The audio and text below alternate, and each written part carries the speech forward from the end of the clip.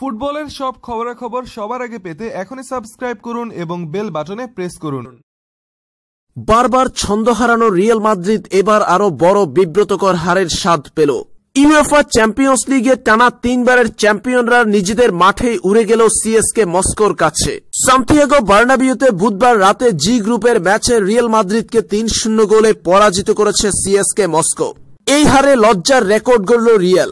European ফুটবলে ঘরের মাঠে রিয়াল মাদ্রিদের এটাই সবচেয়ে বড় পরাজয়। প্রথম লেগে মস্কোর মাঠে 1-0 গোলে হেরেছিল প্রতিযোগিতায় সর্বোচ্চ 13 বারের চ্যাম্পিয়নরা।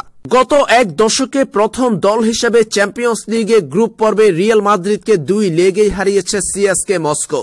গ্রুপে শীর্ষস্থান নিশ্চিত করায় লুকা মডরিচ, গ্যারাথ বেল সহ নিয়মিত একাদশের কয়েকজনকে বেঞ্চে বসিয়ে রেখেছিলেন কোচ সান্তিয়াগো সোলারি, যার সুবিধা পেয়ে গেল মস্কো। প্রথমার্ধের 37তম মিনিটে চালবের গোলে এগিয়ে যায় তারা। এরপর 43তম মিনিটে স্কোরলাইন 2-0 করে শিচেননিকভ। 2-0 গোলে এগিয়ে থেকে প্রথমার্ধ শেষ করেছিল মস্কো।